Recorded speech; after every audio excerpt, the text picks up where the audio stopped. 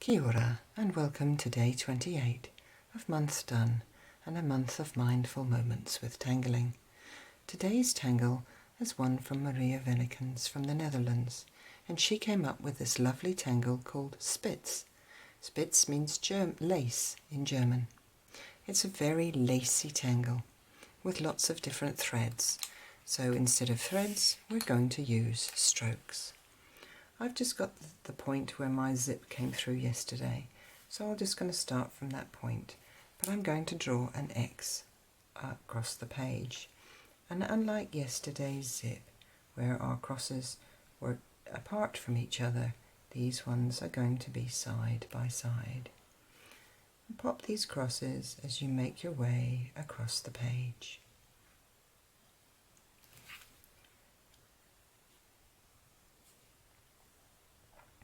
I'm going to go in a straight line, just because when Maria saw this piece of lace, it was in a beautiful straight line, and headed across the page till I reach the other side. If I go over a little bit, don't worry. And then the next part of this tangle on Spitze is to draw some little threads that just join at the points that you've already done on your X's.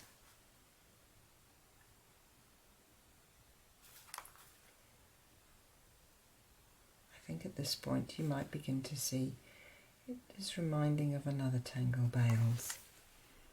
But that's okay, we're just going to draw a lineal version here, and we're going to have a little bit of fun as those threads of the lace proceed to start building up a bigger lacy pattern.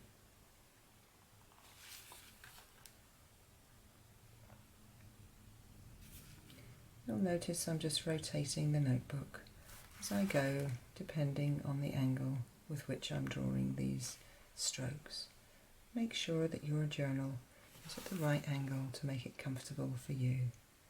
It's very easy just to manipulate the book that you're working on, or perhaps you're working on a tile, and just change the angle as you're drawing to make it easier and more comfortable for you.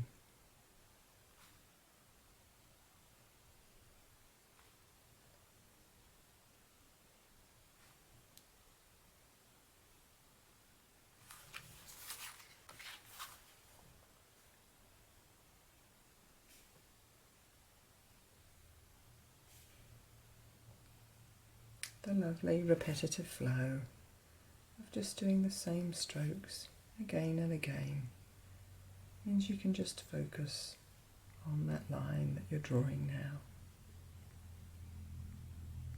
You don't need to think about where it's going next.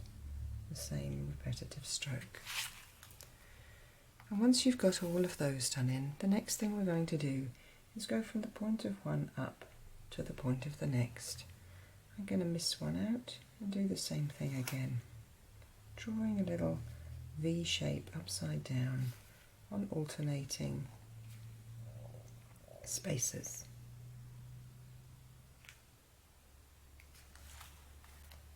And opposite, I'm going to do the same.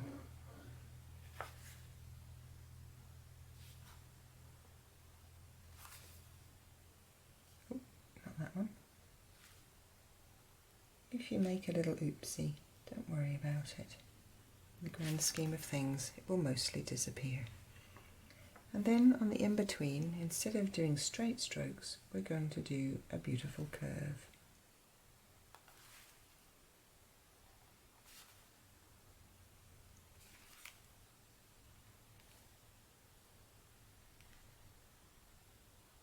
And I think you know what's coming next.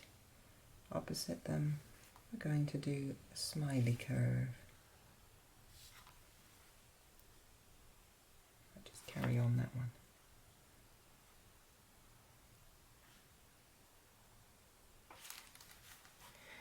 And then the last part of this is a really all-encompassing loop. So I tend to start it right here back at the beginning of the bales, on the one that's inside the curved line. This one's going to stroke out round there. So I'm going to bounce a curvy line that goes over my straight strokes and comes back down into the middle of the curved stroke.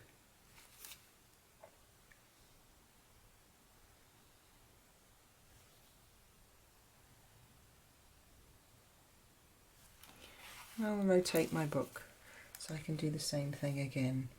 Find your first curved stroke, and from that curved stroke go around your pointy stroke and back in. Around your pointy stroke and back in.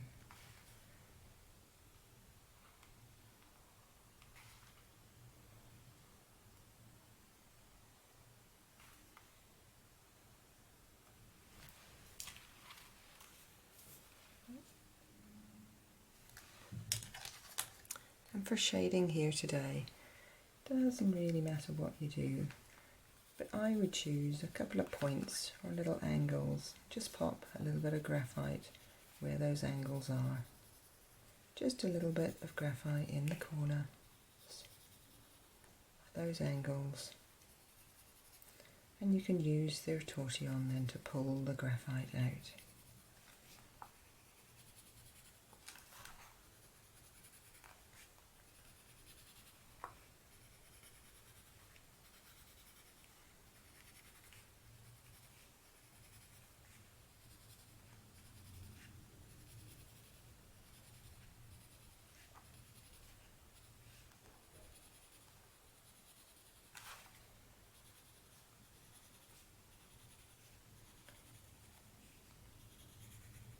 It's always funny when you start looking for little angles. Some seem very obvious, others seem a little bit more difficult to spot. You might have to go back in and pop in some graphite on ones you've missed. I always giggle sometimes when I'm busy doing the shading. I think I've finished, and then I suddenly spot one wee angle that I didn't put any graphite in. I often wonder how I could have missed that.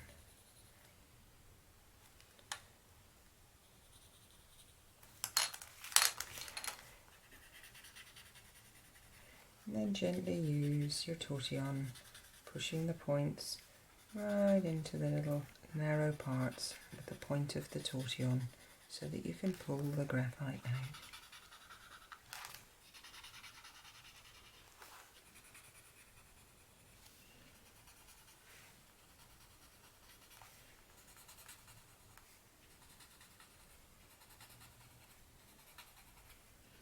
You can get into a beautiful, lovely rhythm and flow with just pulling the graphite out.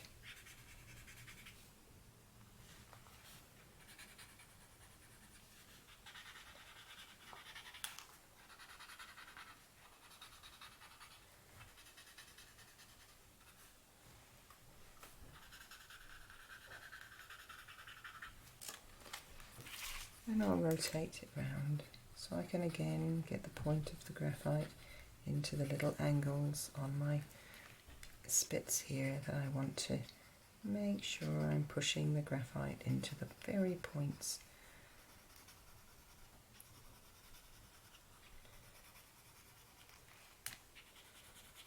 Again, working in a little journal or a little tile is really useful to be able to rotate it round.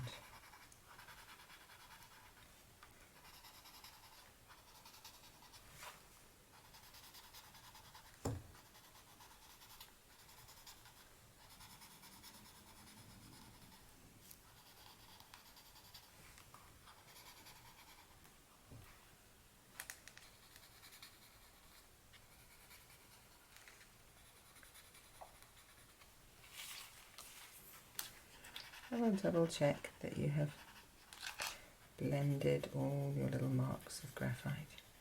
Using a beautiful quality HB pencil or 2B pencil makes it very easy to move the graphite around. So there we are, Spitze. Like any small pieces of lace, they're made of delicate threads, but once they're together they become stronger. And so too do the small strokes that bring together this tangle. So our prompt today is when your well-being is feeling the strongest. Sit down for a moment and pause. What makes your well-being strong? Write it down here and I'll catch you again tomorrow.